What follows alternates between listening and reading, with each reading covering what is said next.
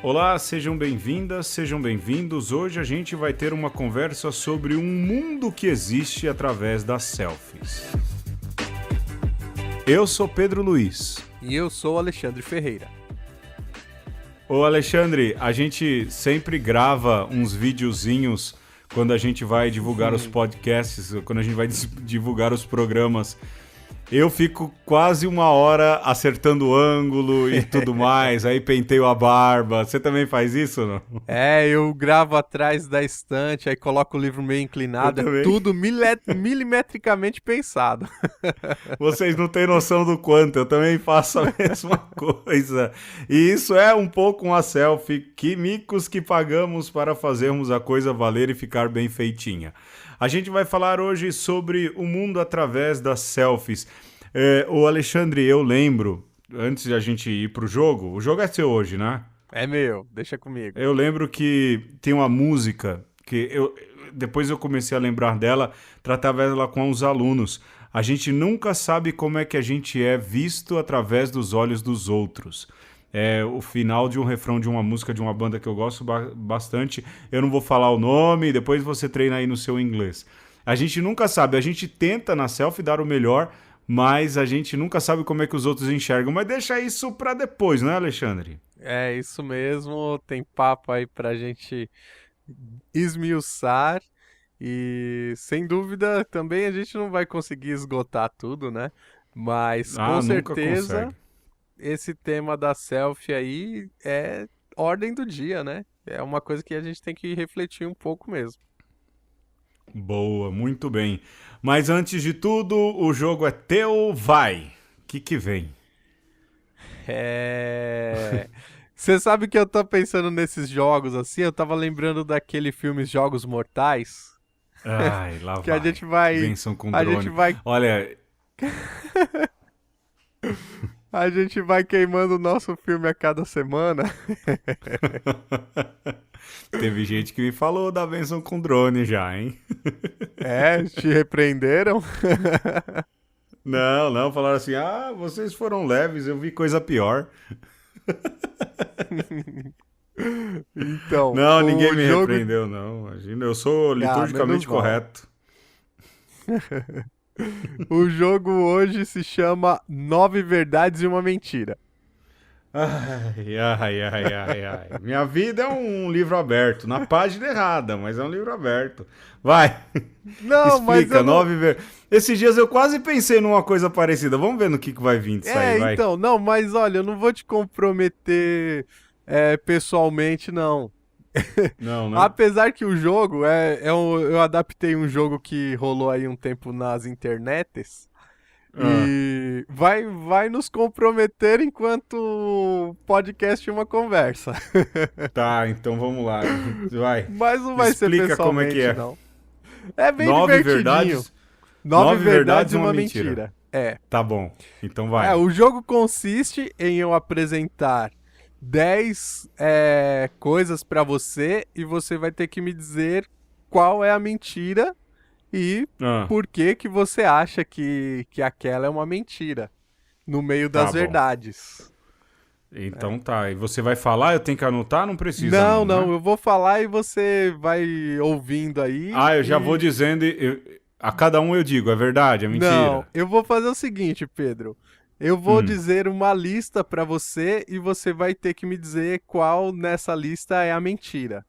Tá bom. Pô, esses dias eu quase pensei, eu acho que a gente tá ficando sem criatividade de jogo, eu quase pensei num negócio assim. Aí, tá vendo? Tá bom. Então, mas aí agora vem a parte que nos compromete. A parte divertida do jogo. Eu escolhi aqui, Pedro Luiz, alguns nomes de comunidades católicas e alguns nomes de comunidades não católicas, igrejas evangélicas. Eu misturei esses nomes. E eu vou ter que dizer o que é católico e o que não é. Exatamente. Ai, Alexandre, olha o ecumenismo, Alexandre. Não, olha... A gente é mó ecumênico, e a gente é mesmo, hein? E se você não gosta de ecumenismo, tem que aprender que isso é ensinamento da igreja. Se você não gosta de ecumenismo, você vai passar raiva nesse jogo hoje, hein? Vai. E a gente é mó ecumênico. Que eu quero provar uma tese aqui. Lá do Heliópolis. Abraço pros meus manos do Bibotalk. É nóis. Ai, nem conheço, mas vai, abraço. Vamos lá. Então eu vou dizer aqui a lista e aí depois eu falo um pouco da minha tese aqui no final. Vai. Tá, então Pedro, primeiro eu vou dizer uma lista onde a verdade é comunidades católicas. Então, as 9 verdades são as comunidades católicas. Tá. E a mentira, no caso aí no meio, é que vai ter uma comunidade evangélica, não católica. Ah, no meio dessas aí tem uma que não é católica. É, e aí você vai ter que me dizer qual é a não católica. Vai, manda. Preparado? Começa. Eu tô preparado. Então, vai lá o nome das comunidades católicas, hein? Nova Siloé, Nova Unção, Novo Amanhecer, Cafarnaum Celeste, Cafarnaum Celeste? Mensagem de Paz, Fala Senhor, Cenáculo de Amor, Tabernáculo de Deus, Arca do Brasil e Fonte da Vida. É a Arca do Brasil. E Fonte da Vida? É a última, Fonte da Vida. Eu gostei dessa Cafarnaum Celeste, é? Cafarnaum Celeste. 9 verdades e uma mentira. Olha, Cafarnaum Celeste contrariando toda a profecia da Jerusalém Celeste. Parabéns a quem escolheu esse nome, hein? Criativíssimos. Mas deslocou o centro, hein? Deslocou o centro. Vai ver que o centro não é tão importante assim. Pra eles é a galera da periferia. Cafarnaum é lugar de Jesus. Periféricos. Mas sabe o que eu acho que é esse que tem o Brasil aí? Arca do Brasil? Eu acho que esse aí é a comunidade que não é católica. Soa um pouco assim esses nomes não católicos, né? Do Brasil e tudo mais. A gente extrapola um pouco essa questão de país. Eu acho. Mas olha, parabéns para quem colocou Cafarnaum Celeste. Eu queria entender toda a teologia por trás desse nome. Olha, que a Jerusalém Celeste é o que a gente espera. Agora, Cafarnaum Celeste... A gente pode montar uma assim também, Canaã Celeste, né? Só pois no vinho. Pois é. Parabéns aos envolvidos. Qual que não é católica? A que não é católica é a Tabernáculo de Deus. Tabernáculo de Deus? Exato. E todas as outras são comunidades católicas. É mesmo? Eu pensei nessa Tabernáculo aí, porque na lista ela vem logo antes... Quando você estava lendo, ela vem logo antes dessa do Brasil, não vem? Arca do Brasil, exatamente. Então. Eu veio o Tabernáculo, mas aí quando você colocou Brasil, eu falei, não, essa aí que falou de país. Porque geralmente a gente não tem essa questão de geográfica. A gente de ligar, vai além, né? De ligar com o país, né? Nossa, mas olha, eu queria dar parabéns, se você está ouvindo, se você fundou a comunidade Cafarnaum Celeste. me deixou assim... Te chama pra uma formação, né, Pedro? Não, eu queria que me formassem, me explicassem o porquê. E tem um detalhe, porque essa lista das comunidades católicas eu tirei do site da Arquidiocese de São Paulo. Isso está aqui em São Paulo. São todas comunidades na Arquidiocese de São Paulo. Olha... A Arca do Brasil, Cafarnaum Celeste. E as evangélicas também estão na cidade de São Paulo também. Né? Essa Tabernáculo de Deus. Também está. É um nome bonito até, porque eu já vi falar de Cuspe de Cristo e tudo mais, até que essa tá boa. Mas qual é a tua teoria? Então, mas vamos pra próxima, pra uma rodada... tem mais uma rodada? Uma rodada invertida agora. O que é católico? As 9 verdades agora são as comunidades não católicas. Vai lá. E a mentira no meio aí é a comunidade católica. Vai. Então, vamos lá. Começa assim.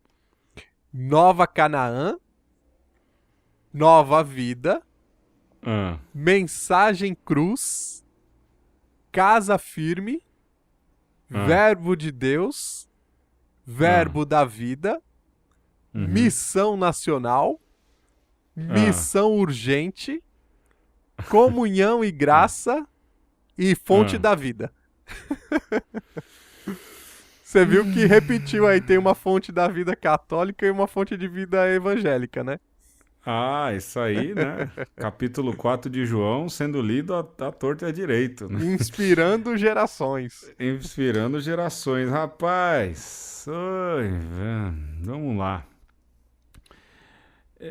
Essa que tem nacional não pode ser. Não é possível. De novo. Não, mas eu vou na geografia de novo, vai.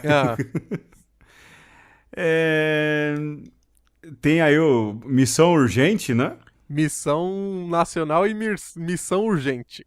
Missão Urgente. Brasil urgente, missão urgente.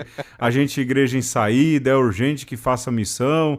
E eu acredito que esse seja uma comunidade católica. Missão urgente. Boa, gostei. Gostei da justificativa, hein? Mas não é.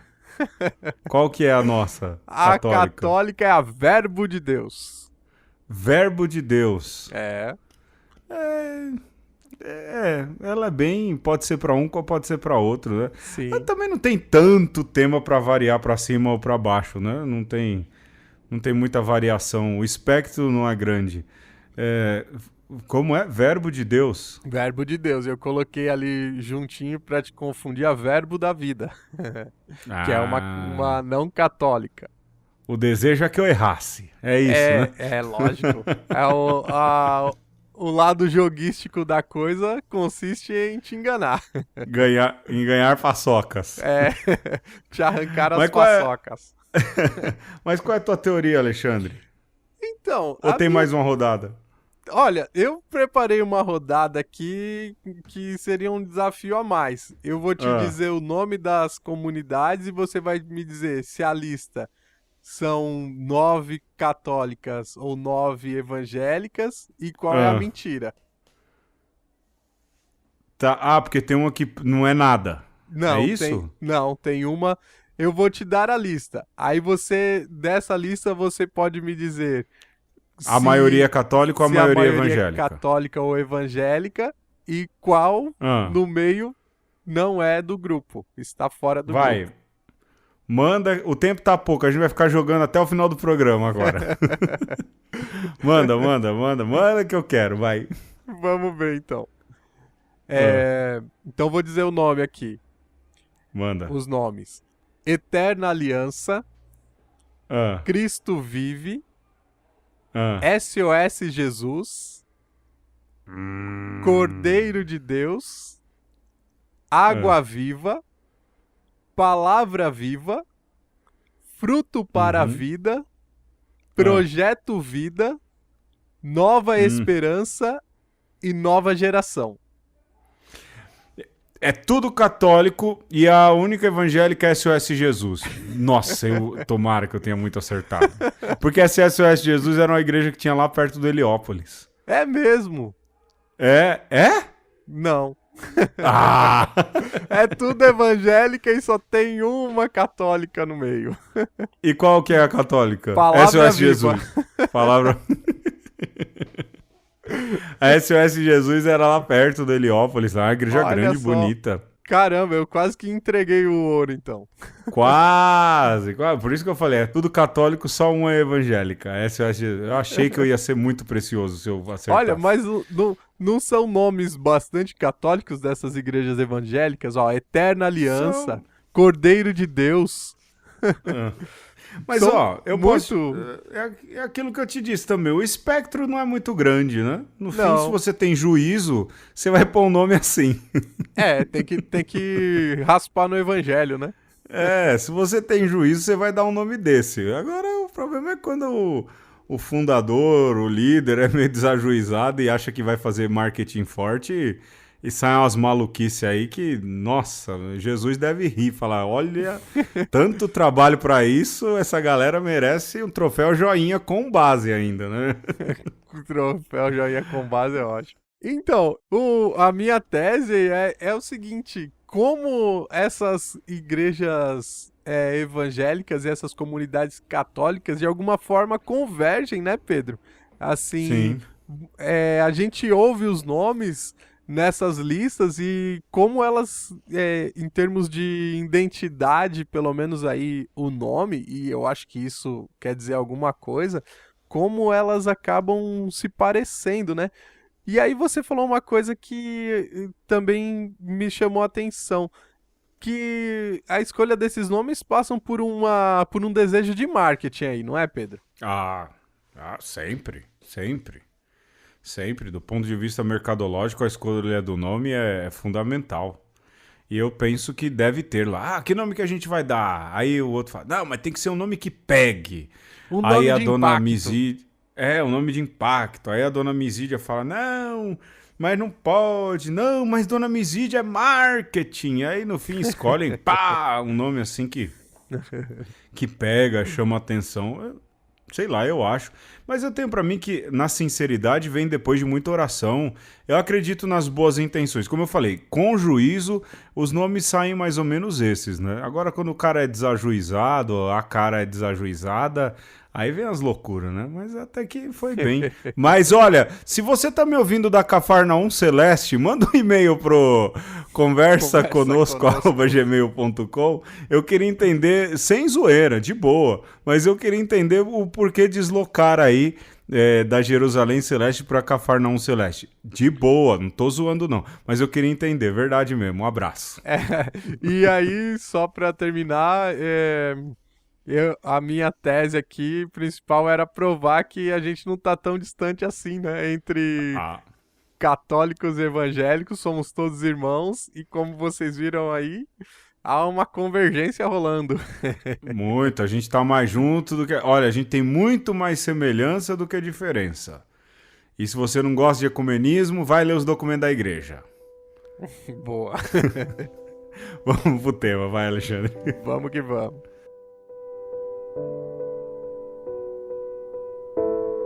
Nossa vida parece muito mais interessante quando filtrada pela interface sexy do Facebook. Estrelamos nossos próprios filmes, nos fotografamos incessantemente a nós mesmos, clicamos o mouse e uma máquina confirma a sensação de que estamos no comando. E já que nossa tecnologia é apenas uma extensão de nós mesmos, não precisamos desprezar suas manipulações como faríamos no caso de pessoas de verdade. É um movimento circular sem fim. Curtimos o espelho e o espelho nos curte.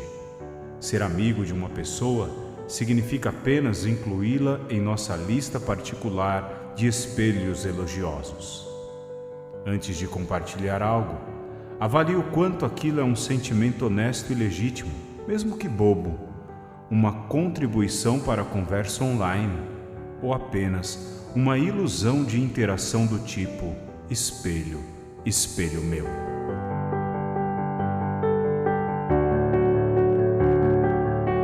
Nós acabamos de ouvir, Alexandre, é um inception de texto, porque esse trecho eu tirei de um livro que eu gosto muito, chama-se Conecte-se ao que Importa, um manual para a vida digital saudável, e o autor é o Pedro Burgos.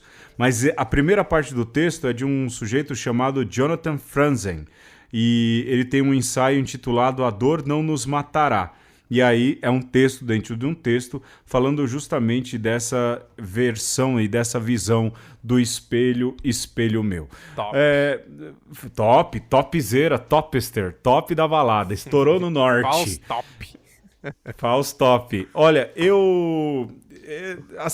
eu era muito reticente com foto, mas como eu emagreci, isso é o perigo da vaidade também, né, Alexandre? Sim. Eu gosto de me ver mais magrinho agora e tudo mais. De vez em quando eu posto uma foto e coloco, é um ego shot, justamente para eu alimentar o meu ego. Mas eu lembro, uma vez eu estava no aeroporto e eu vi, Alexandre, uma menina e rapaz, e o celular virava 180 graus em volta dela. E era um bico, era o cabelo, era isso, aquilo, virava o rosto. Eu falava, gente, essa menina não tem vergonha, né, do que tá fazendo? E no fim, ela era no tempo que não tinha esses stories, né? Era Instagram. Sim. E aí, o que aconteceu? Eu vi que ela se empolgou e plá, né? Eu falei, eu vou tentar a geolocalização aqui, ver se eu pego a foto, né? Se tá aparecendo. Eu tirei uma, publiquei rapidinho, mesmo lugar, aeroporto, tá lá. A menina postou a foto, eu falei, depois de tanta que tirou, foi essa aqui, né? Foi essa que ficou. Foi essa aqui que valeu. A canônica, que vale para registrar aquele momento. A gente tem esse mundo que é visto, a vida do outro que é vista através da selfie. Mas, como eu dizia lá no começo, a gente nunca sabe como é que a gente se sobressai ou como a gente é visto através do olhar dos outros. Ainda, eu estou falando para Chuchu hoje, me segura, mas eu lembro que eu fazia, quando dava aula para os alunos de ensino fundamental, contava esse caso e falava, olha, vocês acham que os outros te conhecem, mas na verdade você conhece aquilo que você se permite conhecer numa vida virtual e tudo mais. Mas será que as pessoas te conhecem mesmo na intimidade? Esse mundo revelado por selfies é de verdade o revelar daquilo que a pessoa é? Você não é muito de selfie, né, Alexandre? Não, eu não sou de selfie. Até tentei ser, mas sabe que eu não consegui, Pedro? Não rolou. E depois que eu fiz a experiência de estar fora do Brasil, e foi quase uma tentação, né? De tirar 1000 selfies, de tirar 1000 fotos. E aí teve uma galera que começou a pedir, tira foto de tal coisa. E aí foi quando eu parei pra pensar assim, eu falei, não posso viver aqui esse período aqui nessa pegada. E eu fiz o contrário, eu parei de registrar os momentos e tal, mas mais mesmo como uma ascese. Uma ascese pessoal. E aí, sabe o que é interessante? Que você começa a reparar na postura dos outros, né? E uma coisa que me chocava lá quando em Roma eu passava pelos lugares turísticos e eu continuo me chocando em São Paulo da mesma forma, é que muitas vezes as pessoas estão num lugar turístico, tá acontecendo uma coisa legal, um show, até mesmo um casamento ou uma primeira Eucaristia, e as pessoas vivem um momento de costas, Pedro, porque tem que tirar a selfie. Nem me fala. Você vira as costas pro ator principal, pensa assim, aniversário de alguém. Você, ao invés de ir lá e estar com a pessoa que tá fazendo aniversário, você se afasta, se enquadra e dá as costas pra pessoa. Nossa. Olha, eu vejo isso e essas coisas me deixam muito bravo. A gente é padre, então volta e meia tem momentos importantes, por exemplo, primeira comunhão, né, de criança. Sim. Eu falava para os pais, olha, guarda o celular, guarda isso. Você só vai ver a primeira comunhão do seu filho e da sua filha uma vez. Não veja por uma tela de 6 polegadas, veja com o próprio olho, meu Deus do céu. Você só vai ver uma vez, deixa outra pessoa gravar, tem fotógrafo para tirar foto, mas o melhor é a memória que vai ficar gravada aqui no seu cérebro lá. É uma mania, não é só de selfie, é de tudo a gente tem que registrar. Tudo tem que tirar uma foto, tudo tem que tirar... Aí, né? E aí faz lá o vlog, oi amiguinhas, tudo bem, não é? Eu tenho aqui, tal. Gente... um pouco menos, a gente tem que se conectar ao que importa, e o que importa é a vida. Nem tudo que a gente precisa tirar foto para registrar. recentemente, agora o Padre Pedro babaca, né? É. Eu recentemente, Opressor. uma dessa você estava comigo, uma dessa você estava comigo, então beleza. Há pouco tempo a gente esteve em Roma, o Alexandre estava lá e nós fomos visitar a bendita Capela Sistina. Sim. E lá, primeiro que você não visita, não faz experiência nenhuma, porque é uma gritaria, no foto, no foto, no foto, e pedindo silêncio e as pessoas tentando driblar e tudo mais. Mas você, para chegar até lá no lugar da capela, você passa por uma série de obras de arte e a galera, primeiro, não olha e passa com o celular, assim, né? Sim. E registra eu e a estátua. É isso mesmo. Eu e a estátua. Eu falava, gente, que coisa irritante, que coisa irritante. Eu lembro que eu naquele dia que a gente foi, eu fiquei bravo. Eu lembro que nós estávamos com outro padre e saímos bravos dali justamente por isso, né? Por mais que a gente fez uma experiência de catarse na Capela Sistina, você fala, olha, aqui a igreja é decidida e tudo mais, mas não dá, porque a galera quer tirar uma selfie, quer tirar uma foto, é perfeitamente compreensível. Mas uma outra, Alexandre, que eu vi, e eu ri muito, que a gente estava diante eu estava diante de um autorretrato do Van Gogh, de um dos autorretratos do Van Gogh. E, ai, cara, e lá você olhando, eu gosto muito de desenho, arte, a pincelada e tudo mais. Fantástico. E aí, de repente, vem uma pessoa e bate assim em mim, né? Eu falei, o que era? A pessoa tava se afastando para tirar uma foto. A foto do autorretrato, que louco. Ela com o autorretrato atrás do Van Gogh, né? Pra dizer, pronto, gente, eu e meu parça, né? Gente, a gente não tá prestando atenção do quanto a gente, às vezes, está fazendo o papel de ridículo, né? A gente não tem vergonha do ridículo, né, Alexandre? Mas em público assim, não dá muita coragem, não. E o que tá por trás, né? Assim, essa perda mesmo de oportunidades. Eu fico perplexo, Pedro. Eu, assim, de verdade, você fica pensando em certas coisas, por exemplo, a força, a beleza de um autorretrato de Van Gogh e a pessoa não consegue parar para apreciar, né? E nesses meus ápices de perplexidade, eu fui uma vez visitar a estátua de Moisés de Michelangelo, que é uma das suas obras-primas, e tem uma história bonita, porque o Freud, ele passava dias contemplando o Moisés de Michelangelo e diz que tem toda uma repercussão dessa obra no Freud para suas teorias da paternidade, da religião e tal. E aí hoje você vai lá na igreja que tá o Moisés de Michelangelo, as pessoas tirando selfie com o Moisés de Michelangelo. Cara, olha só a importância daquela obra de arte, e é belíssima. E você não consegue ficar 5 segundos contemplando. Não, e o pior de tudo, não é? De novo, olha lá o Pedro babaca. Se você para lá para contemplar, as pessoas começam a se sentir incomodadas, né? Exato. É que você tá parado aí na frente, né? Sim. Caramba! É porque você tá atrapalhando a minha foto, tá atrapalhando a minha selfie. Mano do céu!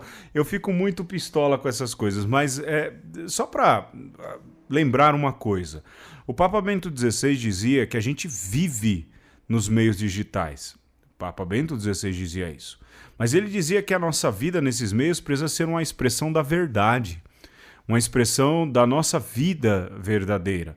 E nem sempre a coisa é assim. A gente nunca posta, a gente nunca coloca nessa vida virtual, ou nesse mundo através das selfies, uma verdade 100% verdadeira, não é? O Alexandre falava no vídeo dele, curta lá no Facebook uma conversa. Se você acha que eu li todos esses livros, é lógico que não. Eu falo a mesma coisa, quase que eu falei, olha, desse aqui... Gente, não é que a gente tem livro por prazer, a gente tem livro e usa eles como consulta, mas ninguém fica ali de cabo a rabo lendo todos esses livros porque eles servem como base. Sim. Ninguém. Mas a gente passa. Olha como são inteligentes, olha quantos livros atrás. Mas a gente precisa passar a verdade sobre nós mesmos. E nesse mundo de selfies, a gente capricha muito em tentar transparecer uma verdade que a gente não vive.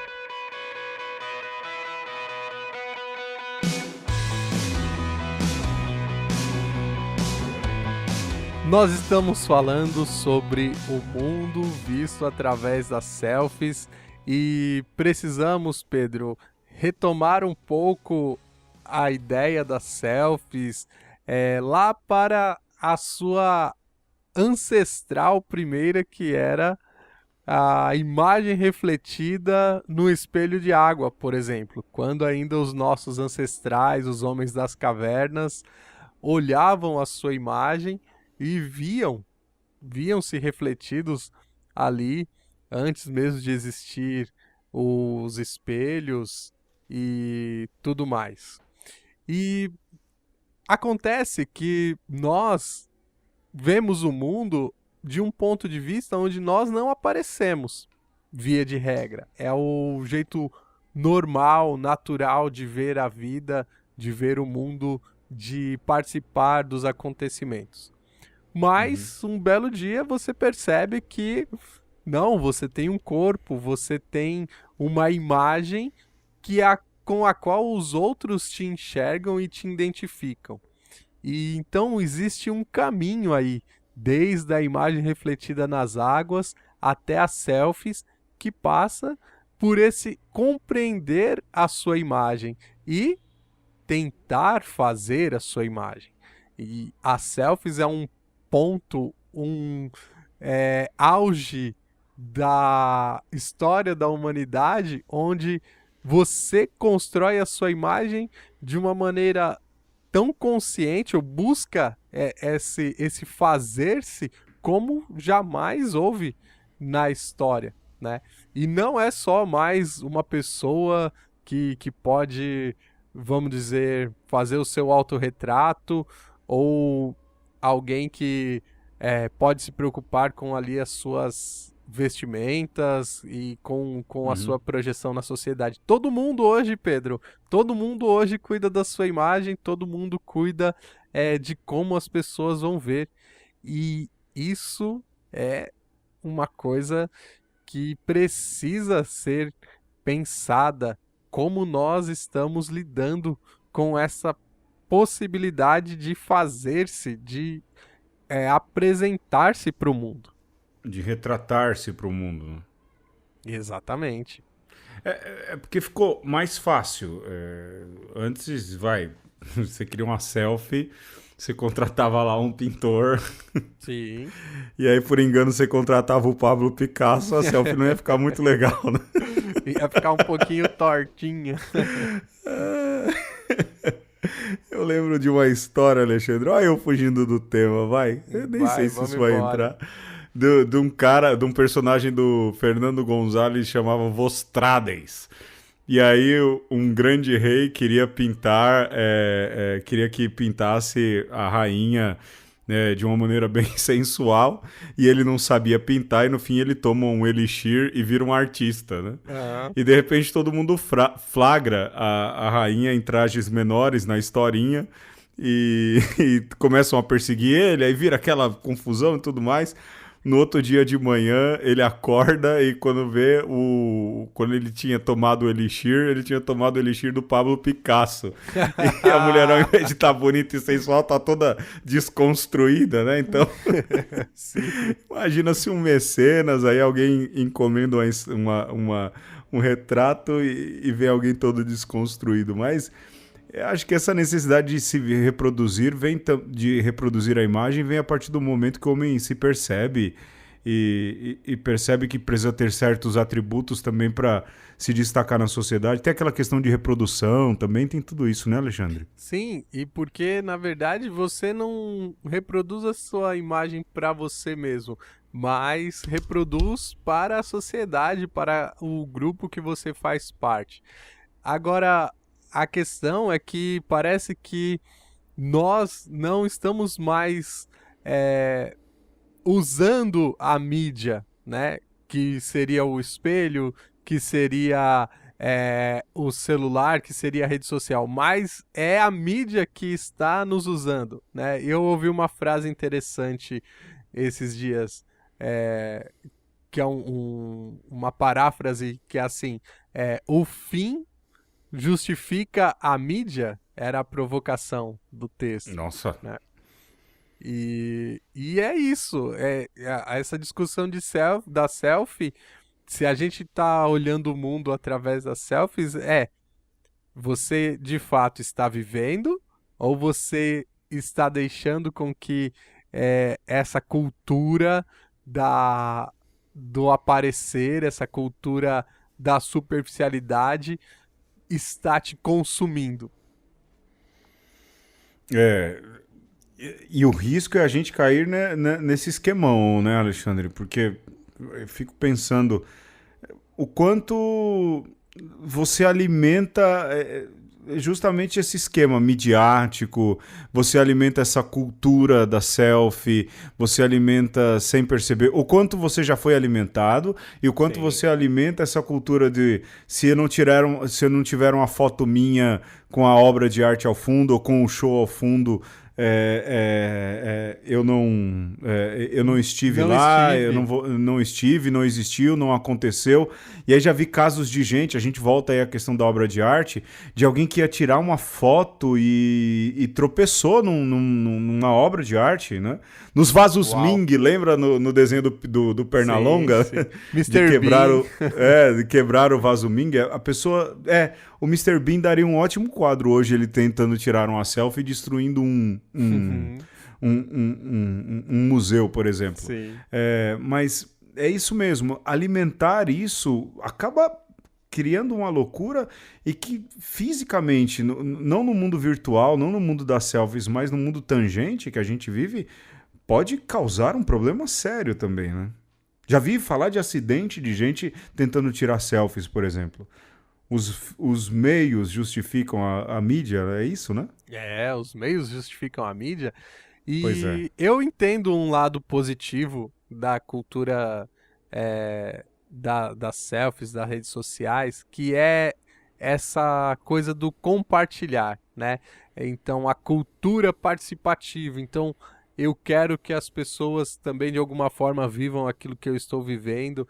Eu acho que esse é um lado positivo de todo esse movimento.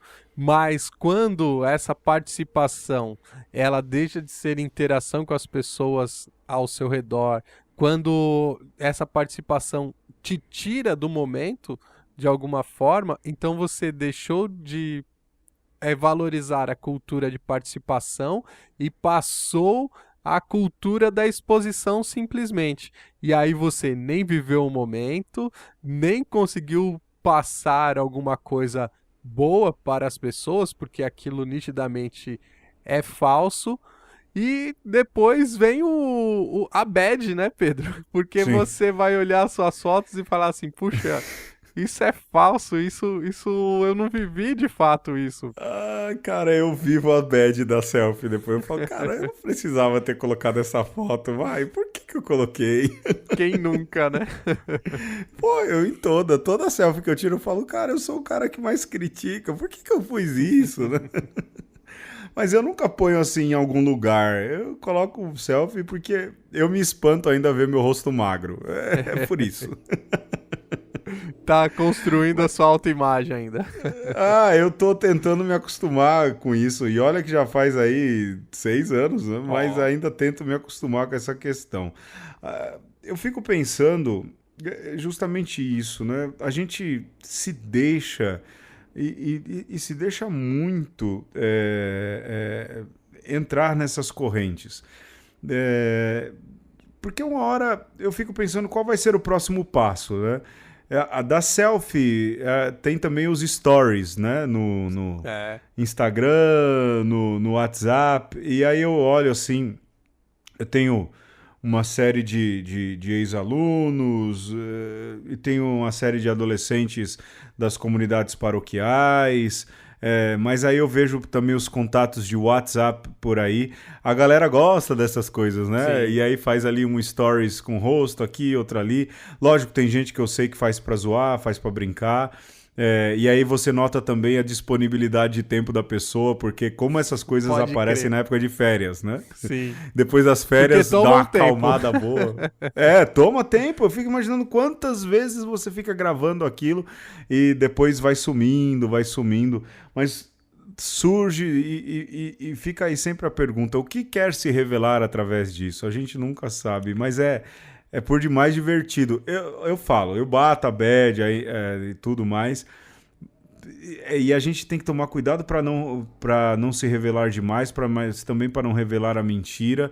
Mas o quanto a gente se deixa levar por essa cultura malucona aí de autoexposição. O maior espetáculo ainda é o ser humano. E aí a gente alimenta esse tipo de espetáculo, né? E se você pensar na ferramenta do Stories como uma tentativa dessas empresas, dessas plataformas de te estimularem a tirar selfie, a tirar foto, você percebe que a gente teve aí uma mudança de como as selfies eram vistas, né? Então, veja, aquela menina lá que você viu no aeroporto, provavelmente ela postaria mais de uma foto, não escolheria Sim. só a melhor, mas colocaria uma série porque o Stories ele te estimula a isso, a postar mais, né? Então a gente tem que ficar um pouco ligado nessas ferramentas e nessas estratégias das empresas de querer que você se engaje e interaja muito e sempre mais. E a gente já está se contradizendo, porque a gente acabou de criar as redes sociais do Uma Conversa. Aí, curte lá no Facebook, uma conversa. Isso, curte, veja as nossas selfies daqui a pouco. Mas, ô, Alexandre, eu fico pensando, me incomoda um pouco, porque antes, eu sou do tempo, você também, e alguns que estão ouvindo, do Orkut ainda, né? Você teve Orkut, Ou teve Orkut, né? Saudades Orkut. das Que você comunidades. fazia um álbum, né? E deixava o seu álbum ali. E tinha grupos de discussão, mas hoje a maior a gente repara por nós. A gente agora vai entregar as nossas técnicas, né, Alexandre? Sim. Quando a gente coloca, se a gente coloca só postagem de que saiu um programa novo nos Facebooks, o alcance é um. Se a gente põe foto, o alcance é outro. Mas se a gente põe vídeo, o alcance é outro totalmente diferente, né? Até o número de downloads do programa. Mas me incomoda bastante essa efemeridade de hoje em dia. Nada é a timeline, dura 24 horas. Tudo bem que a vida ela é feita de instantes, ela é feita de momentos. Mas o legal é que você deixava registrada uma história e hoje a galera não tem mais isso, né? Quer passar ali a efemeridade do tempo e daquele pedaço de vida que se vive. Eu acho isso que te incomoda? Me incomoda um pouco. Eu faço, mas eu me incomodo um pouco. Acho esquisito, não me agrada muito, não. Eu acho que é bem isso mesmo, Pedro. É uma estratégia das empresas mesmo, né? Eu posso até estar parecendo reacionário, reativo, crítico demais, mas assim, era interessante você ter um álbum quando as pessoas ainda tinham o valor dos álbuns de fotografia e você queria transportar isso para o mundo digital.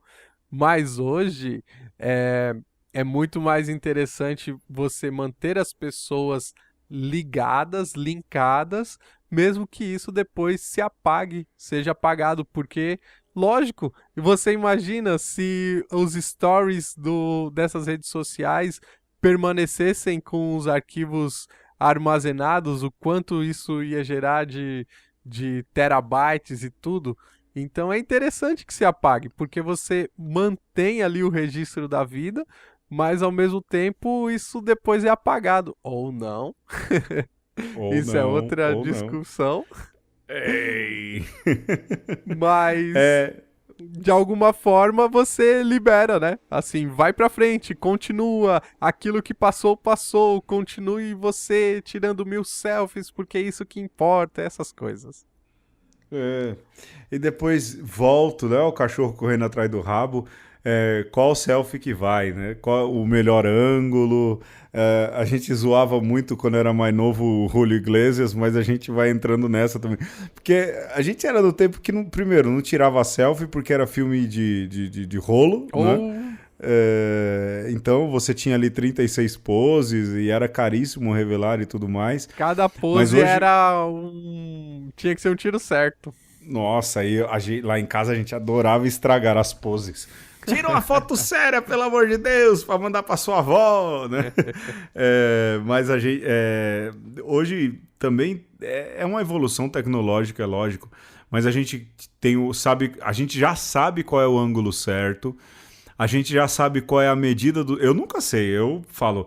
olha, esse sorriso aqui, eu achei que eu fiquei mais simpático. Mas quando eu vou tirar outras, eu nem sei mais como é que foi. Mas eu vejo gente que se preocupa com isso. Esses dias eu precisei tirar uma foto posada com muita gente. Nossa, eu fiquei observando, a galera se preocupa muito com essa questão da autoimagem. Repito o que o Papa Bento XVI disse. A gente vive mesmo nesse meio. E a gente precisa ser verdadeiro nesse meio. E mostrar a verdade é a gente saber conviver também com as nossas imperfeições, não é, Alexandre? Tipo, tem um lado que me agrada, tem um outro lado que não me agrada tanto, a barriguinha que aparece, ou não ser tão forte ou não tão fraco quanto eu gostaria. A gente tem que saber que se há uma vida real também na vida virtual ou na imagem que a gente tenta passar, ela tem que ser o mais verdadeira possível também nas imperfeições. Senão a gente fica meio maluco em querer passar aquilo que a gente não vive. Não sei, me tornei repetitivo, mas como diz o Forrest Gump, é tudo que eu sei dizer sobre isso. Mas assim, agora quando você foi falando, eu lembrei que tem uma discussão aí no campo do estudo da estética, que as artes, sobretudo a arte plástica, a pintura, Pedro, passou por um período em que se buscava a perfeição, ou seja, os pintores tentavam retratar a natureza ali do jeito como ela era. Depois, esses pintores começaram a tentar corrigir a natureza. Então, um pouco isso que você está falando. De olhar as coisas na natureza ou na realidade e ver que poderiam ser melhoradas num retrato, e assim o faziam. E aí, uma fase posterior era o da desconstrução. Você lembrava do Picasso, né? Que era essa tentativa de mostrar que, olha, já tudo aquilo que já podia ter sido feito numa super realidade, numa super retratação da realidade, isso já foi esgotado. Então agora vamos para o modernismo, cubismo, desconstrutivismo e todos esses movimentos modernos e pós-modernos da arte. E aí vem a fotografia, que meio que... Acabou com tudo, né? Acabou com tudo. Acabou com tudo. Olha, quem vive de pintura hoje em dia, dou parabéns. Aliás, um abraço ao Sérgio Ricciuto Conte, um dos nossos 9 ouvintes, né? Abraço, que vive de Sérgio. Pintar. Pois é. Mas é incrível, porque eu acho que a galera perdeu até esse referencial de arte, né, Alexandre, com foto hoje em dia. Pedro, mas veja, se você pensar no Instagram, que era pra ser uma rede social de fotógrafos... Nossa, antes tinha toda essa preocupação, nossa... Essa foto aqui, olha, desse arroz, nessa posição, com o desfoque ao fundo, esse filtro, que arte. Que arte nada, né? Que arte nada. Não, e você também, como eu, provavelmente deve seguir alguns fotógrafos no Instagram, que é os que vale a pena. Jamais. Hoje eu sigo desenhistas. Olha aí. O Instagram pra mim, virou uma plataforma de negócio. Eu desenho e aí eu consigo vender meus desenhinhos ali pelo Instagram, né? Mas como se perdeu tudo isso, né? O cachorro correndo atrás do rabo de novo. Ô Pedro, eu acho que não perdeu, assim, em certo sentido, democratizou porque, assim, todo mundo agora é um pouco artista de si mesmo. Você é o pintor, ao mesmo tempo você é o modelo, e aí você escolhe a paisagem e ao mesmo tempo você não pode estar fora da paisagem. Isso é muito louco, né? Porque não passa por uma discussão estética, nem se você vai estar pensando ali em retratar alguma coisa, em expressar uns sentimentos por trás daquela foto. Mas tem um quê de artístico, anti-artístico nisso tudo. É bem louco isso daí. Não, mas é verdade. Os teóricos da arte que nos desculpem, porque nenhum dos dois aqui é teórico da arte. Mas é muito louco também, né? É o rolezinho da arte também, né? É o rolezinho da arte. É o rolezinho da arte. E tá certo, a arte tem que ser também aberta a quem não tem toda a educação artística, mas que consegue ali enxergar e ver alguma coisa artística no seu modo de enxergar o mundo e colocar não só nas selfies, mas também nessas redes sociais de fotos.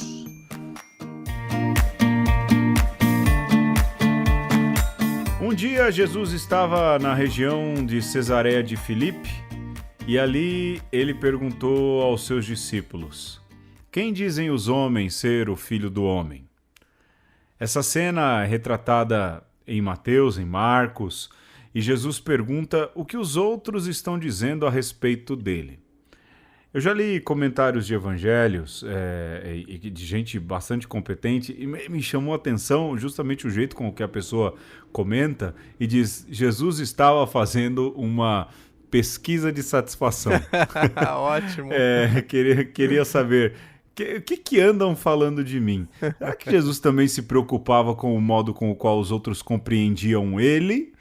Lógico, tem também, Jesus com certeza devia ter a preocupação do modo com o qual os outros compreendiam a sua mensagem. Mas é interessante a gente colocar que talvez Jesus tenha tido essa curiosidade. Você acha que ele teve, Alexandre? Eu acho que teve, e eu acho que isso faz parte até da própria dinâmica da religião, das religiões. Sim. Em que sentido? Porque você não pode acreditar em algo que você não conhece. E quando você crê em alguma coisa, você forma uma imagem, uma percepção daquilo que você crê, uma explicação, né? Você tem que, voltando para a questão do cristianismo, você tem que dar as razões daquilo que você crê. Então, Jesus, enquanto mestre, ele está fazendo essa pesquisa, se não de satisfação do cliente, essa sabatina catequética, porque quem não entendeu não vai para o próximo nível da catequese. Não vai passar de fase, né? Não vai passar de fase. Também tem isso. A gente, lógico, passou o programa inteiro falando de imagem. E olha, pode ser que venha polêmica. A gente nunca sabe o que vai sair depois, né? Sim. Não há descrição das imagens de Jesus. Não se sabe como Jesus era, né? Esse quem dizem os homens ser o Filho do Homem é uma pergunta cuja resposta também é teórica e teológica, porque eles dizem, olha, uns dizem que pelo que o senhor fala, o senhor é João Batista, ou um dos profetas, e aí no fim a gente sabe que toda a cena é preparada para que Pedro faça ali a sua profissão de fé e chame Jesus de Messias, o Filho do Deus vivo. Mas não há uma descrição de quem é Jesus fisicamente, né, Alexandre? Nenhum. Lógico, isso não é interessante para a cultura semítica, para a cultura judaica. Eu gosto de dizer que Jesus era a cara da mãe. Isso é fato. Você sabe o que eu lembrei? Eu lembrei de uma coisa nada a ver. Como sempre. Eu lembrei daquele humorístico do Nordeste que o cara fala assim: tu és um caminhão cheio de pedra de calçamento, pra dizer que o cara é bom, né? Um sapato de bico fino. Quem dizem os homens que eu sou? Tu é uma autarquia. Um caminhão carregado de manga de vez. Isso era os puxa-saco. Exatamente. Eram os Judas. Pra dizer que como Jesus era... fisicamente não importava muito e muito menos para aqueles que vão escrever. Porque ninguém relatou. E porque para você escrever uma descrição sobretudo naquele tempo, era meio que você perder tempo e papel, que era caro, né? Então Sim. você tem que se ater àquilo que importa, aquilo que é o fundamental. Não que não seria legal se tivesse lá uma descrição de Jesus, mas a sua Pois. mensagem era tão mais importante do que isso que certamente na hora de falar o que a gente vai escrever, optou-se pela mensagem e não pela imagem. E no fim das contas, voltando àquilo que a gente dizia, e aí volto de novo daquilo que dizia também o Papa Bento XVI. Jesus estava preocupado com o que compreenderam da verdade a respeito dele. A Sim. gente também deve se preocupar com isso, não é, Alexandre? O que vamos revelar, e é a terceira vez que falo disso, eu sei que vou soar repetitivo, mas a gente deve revelar as nossas verdades. Esse deve ser o sentido maior, até se a gente vai revelar a vida através das selfies. Pelo menos essa é a minha opinião, e é o modo com o qual Jesus acaba se preocupando. Estão entendendo uma verdade sobre mim ou um falseio? Ou uma selfie bem produzida e cheia de filtros a meu respeito? Sou eu ou uma ideia que eu quero passar de mim? Né? E a resposta de Pedro vem ao encontro da pergunta de Jesus. É uma resposta bem dada, né? Porque Jesus não está perguntando como eu me pareço, se estão gostando de mim. A pergunta de Jesus vai no essencial: quem eu sou? Né?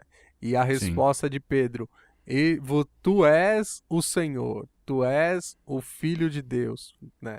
Ou seja, que a gente também aprenda de Jesus a se preocupar ou a querer demonstrar o essencial e que as pessoas peguem o nosso essencial. Não a roupa que eu visto, não aquilo que parece que de repente vai me trazer um status, né? Porque não importa o estado, o status, ou seja, a momentaneidade da coisa, mas o que Sim. importa é aquilo que te é essencial. Quem você é? Se eu perguntasse para você, Pedro, e o Alexandre, quem é o Alexandre? Se você conseguisse dar uma resposta que passasse das superficialidades, eu ficaria satisfeito, né? E talvez essa deve ser a nossa pergunta também.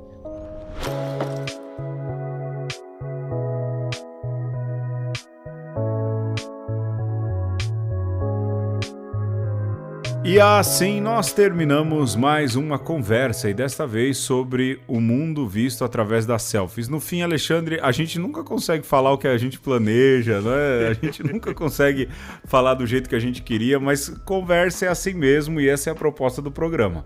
A gente tem ali a pauta e vai caminhando, e as ideias vão entrando, e as ideias vão saindo, vão se substituindo, e no fim sai isso que você acabou de ouvir, e a gente agradece a sua audiência, o seu carinho e você ter permitido a gente entrar aí na sua casa. Alexandre, tem novidade, tem um monte de novidade, não é?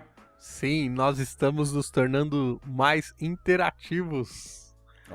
E menos preguiçosos, talvez. A gente demorou porque a gente queria ter segurança no que fez, não é isso? Sim, e também porque requer uma certa organização, não é? Sim. Bem, primeiro que nós estamos de servidores novos, né? Nós Pois é. estávamos ali na plataforma do Podomatic, né? Isso falando sobre o programa quando vai para o ar pela internet. E era um servidor gratuito que era modesto, né? Mas para nós, a gente estava satisfeitíssimo. E para o nosso espanto, o número da audiência conseguiu extrapolar o limite daquilo que o Podomatic estabelece como quantidade de downloads mensais. Sim. E então a gente teve que mudar de servidor. Estamos agora no SoundCloud e ali a gente pode postar de uma maneira mais livre e também tem uma quantidade de download também sem restrições, né? Então a gente tem que dizer muito obrigado a você que ouve, a você que baixa o programa, e tudo isso é fruto aí da sua parceria conosco, e a gente quer que seja assim, que você não só nos ouça, mas também que sinta-se parte disso. Por isso que nós também agora criamos as redes sociais do Uma Conversa. É sempre o um na frente e conversa. Você vai achar a gente no Facebook, já tá funcionando bem. No Twitter, que foi criado, mas ainda não tem muita coisa ali. E também no Instagram. Que tá lá, remando também, né? Que a gente vai tirar umas selfies pra colocar lá. Boa. A gente agradece muito. Você que ouve pela rádio, pode nos procurar então, e você pode ver como é que é nosso rosto. E cuidado, vai se espantar, né? Nem nossas vozes são bonitas e nosso rosto pior ainda. Pior ainda. Mas você pode nos ver na página do Uma Conversa. A gente costuma pagar bastante mico para tentar fazer com que as coisas cheguem a mais e possam atingir as pessoas. A gente brinca sempre e quero agradecer então os nossos 9 ouvintes na internet por com muito carinho nos acompanhar sempre. 9 ouvintes, vocês são também a razão pelo qual a gente faz com muito carinho o nosso programa Uma Conversa. Semana que vem a gente volta. Até mais. Falou, Alexandre. Tchau, tchau. Um abraço.